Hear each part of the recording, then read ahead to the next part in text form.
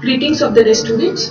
In the subject of sales and distribution management, which is the marketing specialization paper number 1, today we are going to talk about the sales control. Today's learning objective will be meaning of sales control. Then we are going to see the aspects of sales control. Moving further with the importance of sales control. And then we will conclude this lecture by learning process of sales control. Now, sales control is the one of the function of the sales management, which ensures the sales achievement and the profit objectives of the company. By coordinating effectively and efficiently the different sales function. Now, in sales function, you will be taking as sales planning or the selling efforts taken by the sales force in all those aspects. What this sales control does is, sales control ensures the productivity of your sales force and their mechanism varies from the companies to companies. So control on the sales force keep them alert and creative and active and make consistent them in their action. And ultimately we will get your expected results. Now, an effective and suitable sales control system is essential for the both companies also as well as the salespeople. How? Because there are two aspects of sales control. The first one we have is behavioral aspect. So here we are taking control of sales efforts taken by the salespeople. Then we will allot them a particular selling time, and that will how our sales control system will work. The next aspect of your sales control is cost aspect. Here we are going to talk about the performance expenses and the sales administration expenses. Now, performance expenses is nothing but the incentives which you give to the salespeople and the administration expenditures. So, when we talk about this, all those sales control aspect, we got to know that an effective and suitable sales control system is essential for, as we already talked, that for both the companies as well as the salespeople. But a sales control system should be devised with the care, because what happens is, if it is too liberal, people will not work, and if it is too strict, again people will not work. So ultimately, if your sales system is not effective, then it will damage your sales team's performance. And when you design this sales control system, you have to take care of appropriate controlling system, which will analyze the nature of your salespeople, also the degree of cooperation they have within them, or type of work they are doing, or other relevant variables. Now, when we talk about the goals of sales control, there will be three goals of sales control.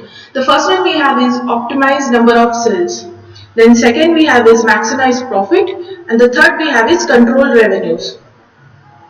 When we see the various definition of sales control, we got to know is according to Philip Kotler, control is the process of taking step to bring actual result to desired result close together. So what happens is, what we do in sales control, we decide the desired result and we will work on our actual result and we will get them closer together, and that is the process. This process will close the desired and actual result together, right?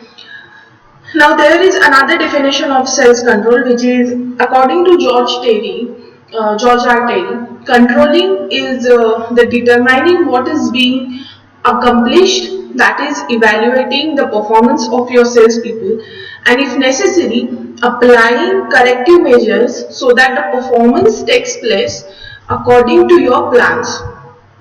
As we already seen that there are two aspects of sales control. Now moving further with the question that why sales control is important. So there will be 4 points which we are going to discuss here. So the first point we have is the problem of coordination. So what happens is, in sales, the salesman works independently and they work at a longer distance. So for manager in such scenario, problem of coordination arises, and there the control is necessary, and that is when there will be problem of coordination, the sales control will come into focus, and they will help the manager to control over salesmen. The second point we have is keeping transparency. So here it is very important to keep the transparency of all the action of your salespeople with the manager, because what happens is if it does not happen, there will be some negative deviation which can be arise, or which can be got to know in your sales control system, and that is why when we keep transparency in the all action of salespeople, it will avoid the negative deviation, and it will analyze the negative deviation before they happen, and it can be corrected with the help of sales control. Now the third point we have is utilization of resources. So here it is very important to direct the efforts of salesmen to, there will be, as we discussed, the goal of sales control will be maximize the profitability, and while you are maximizing the profitability, you have to ensure that your utilization of resources should be effective or the optimized effective or the at optimized level, and that is why sales control is very important. The fourth point we have is customer relation management.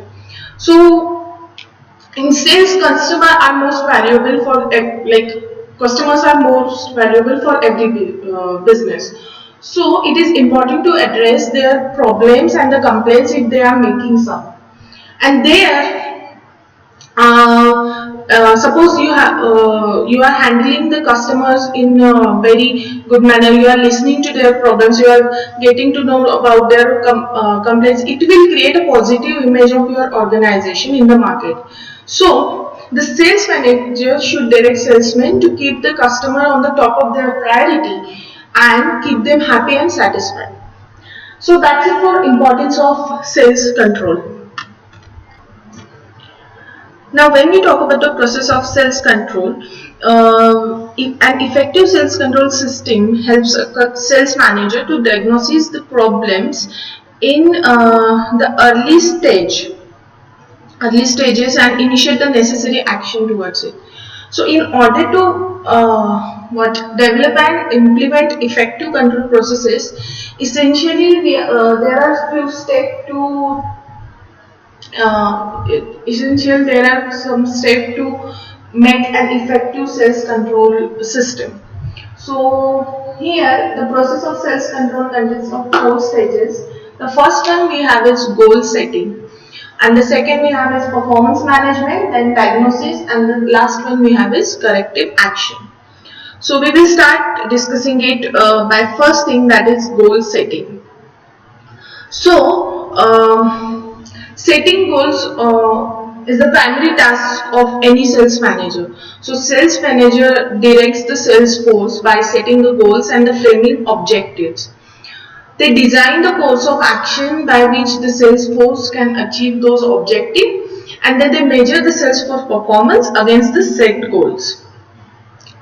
Now, goals are set as a part of sales planning and the sales budgeting processes. Thus, the sales planning and sales budgeting are forms of sales control in an organization. Sales planning involves the functions such as the staffing, then recruiting, training, evaluation, and control of the sales people or sales force. It provides the necessary framework for all the sales activities. Sales planning guides the sales force in their performance and gives them a direction to proceed. Now the second aspect of it is sales budget, where sales budget set the target of the cost associated with the various sales activities. They help compare actual spending with the budgeted allowances and enable firms to confine their spending to the limited resources available to them. So all this thing will be happening in the first step, that is goal setting. Now what you are going to set the goals and you are going to frame the objective for your sales force. The next step of sales control process is performance measurement. Now, in performance measurement, the type and the amount of information needed for controlling the cells depend upon the goal setting. But regardless of the nature of the information, it should not be in excess of the sales management real needs, and that means none of the costs of collection and processing be more than its worth. So what happens is in sales management, it determines in sales management determines at a regular interval that whether the formation being reported is sufficiently important and being used often enough to justify its cost. Keeping sales executive keep in mind that altering the changes in the execution will need there will be need of more cost if there is any changes in execution or the changes in basic policies or other matter. So that can be taken into consideration while you frame the costing thing. Now what happens is salesperson look into the cases where the same or the similar information can be obtained from more than one resource and represented the opportunity from saving through eliminating the duplication in reporting that happens in the sales management. So,